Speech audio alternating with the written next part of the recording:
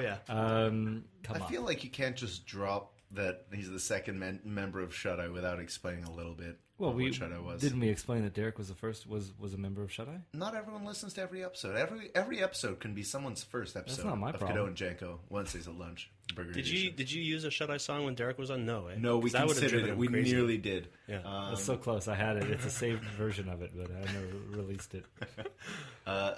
Shut Eye was the high school band of Alex, Derek, and a few other friends, Adam Duran, as we just mentioned earlier. Happy birthday, Adam Duran. Birthday this weekend. Yeah, and you guys were together for a couple of years. You played some live shows that 3-4 years. Yeah. paying gigs, no? Or were No, they just definitely not regular paying. shows? Definitely not paying gigs.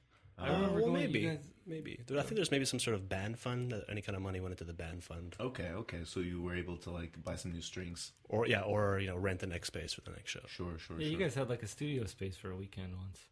It was longer than that. It was a few weekends, I think. So you recorded your debut album? Recorded a demo, 5 songs, 5 tracks, for $500. That doesn't sound that bad. Yeah, No, Seems like a decent price. I mean, still in have high it. school, that's a little expensive. Yeah, well, I but- think what, we're 18, 19, $100. Well, yeah, 18 years old, about $100 was a lot. Yeah. Yeah, but I mean, not. I mean, I have that, and it's. I don't know how much I paid for it, but I'm sure I paid at least $5, 10 maybe. I don't know what you're selling them for. Were we selling them? I don't know. I don't remember. I have I a bunch of. I feel like I probably didn't pay a dime. I have a bunch of I hope bootleg versions too. You know, where I'd film The Shut Eye film the basement shows. tapes, those were hot. yeah. Those were all over Napster back in the day.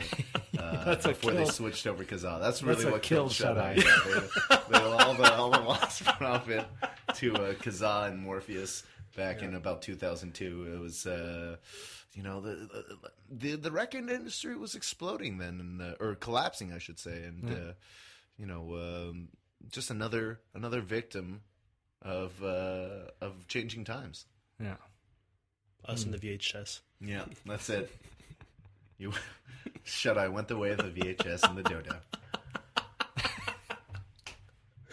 VHS is having a resurgence, I tell you, and so really? is, You and so think is so? Shut Eye. So is Shut Eye. I mean, Reunion tour. we've been coming talking up. about trying Alex, to gather together I'm telling you now. a reunion.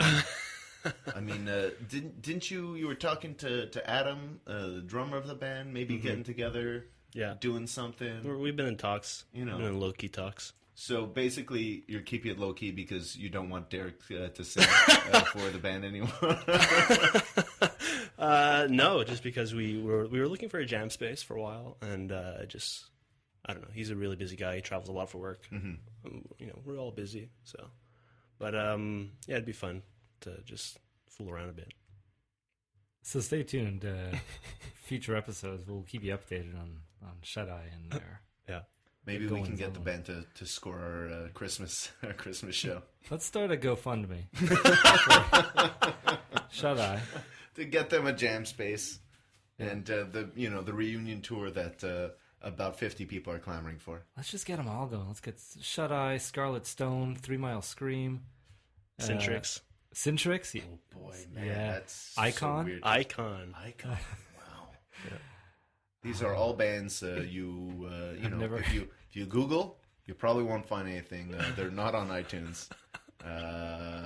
You'll have to find cassette tapes from the year 2000 to hear any of this. Real. Well, Janko, you and I were in a band for a short time. We tried to get something going. You remember that? Yeah, until you unplugged my guitar. You, Roby. I unplugged. What? I think we had one session, but like Kevin was on his bongos. I had my guitar, which I didn't know how to play, and you were the only one who had been in a band and actually played shows. And then you came over, and we were trying to come up with something. And at one point, you just leaned over to the amp and you unplugged my guitar.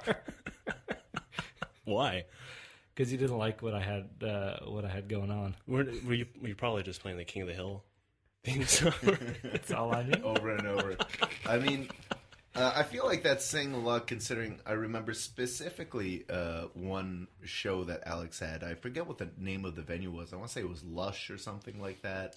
The one up in Saint Michel? Yeah, I don't remember. G-Spot. G-Spot. The The G-Spot, of course.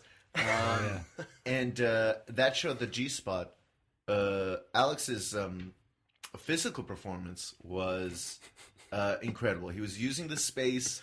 The crowd loved him.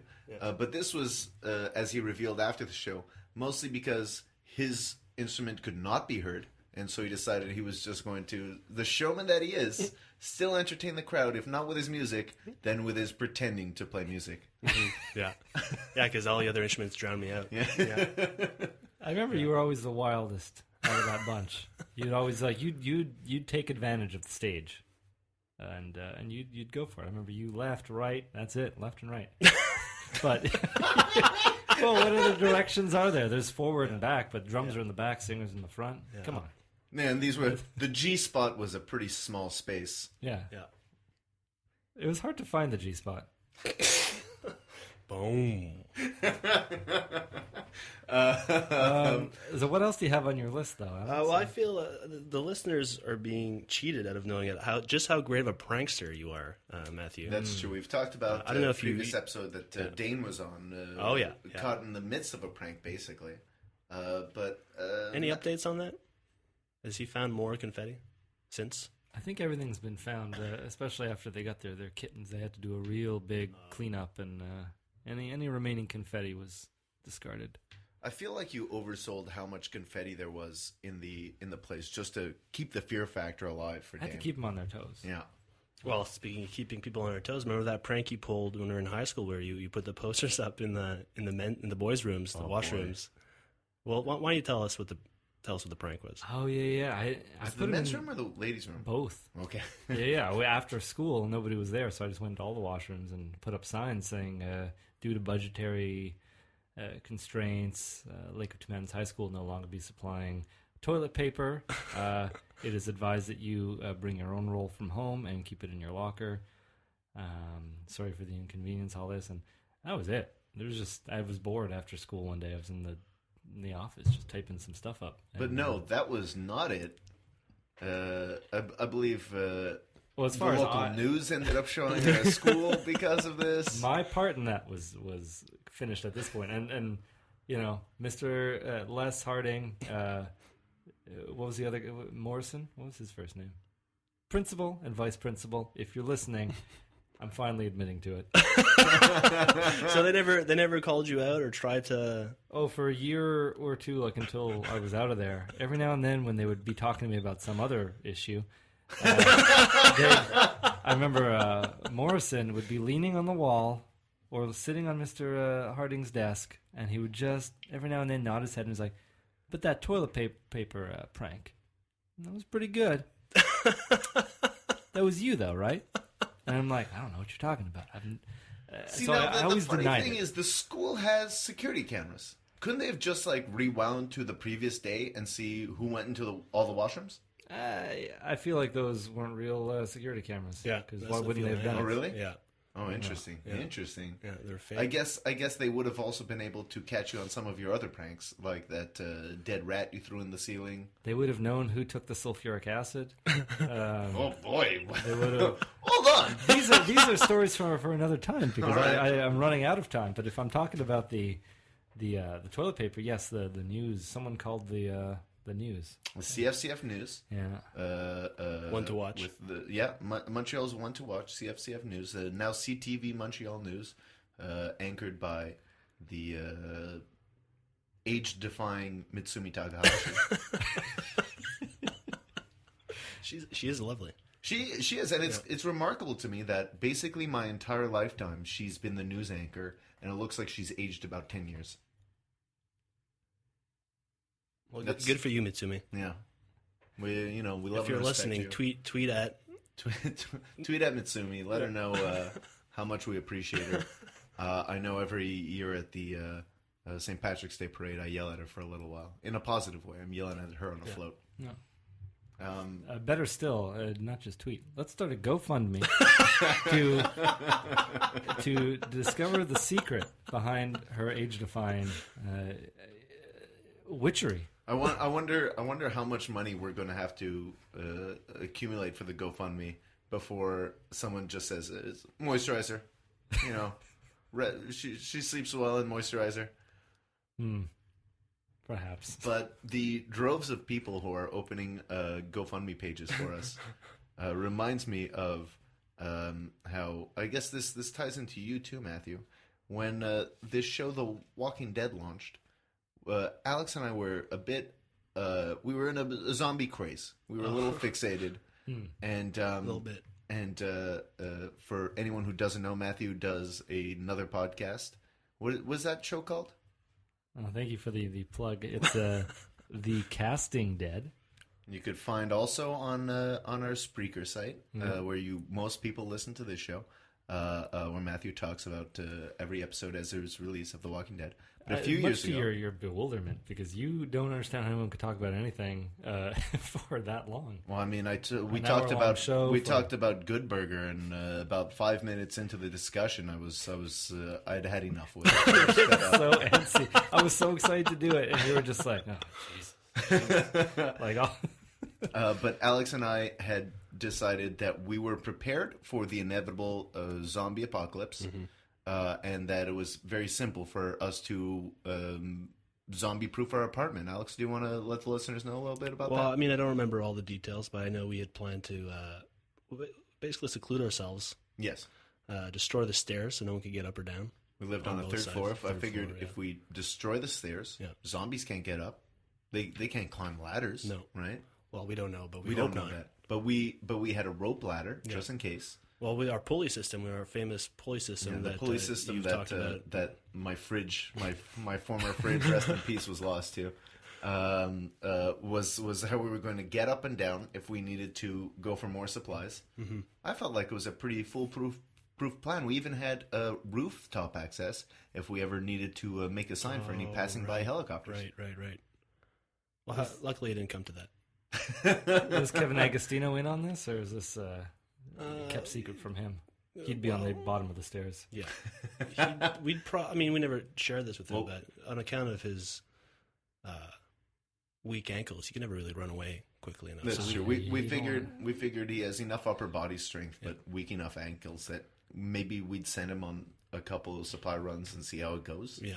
And then, decide what we do about supply runs from there. Now, was any of this residual anger towards him for breaking all of your eagles?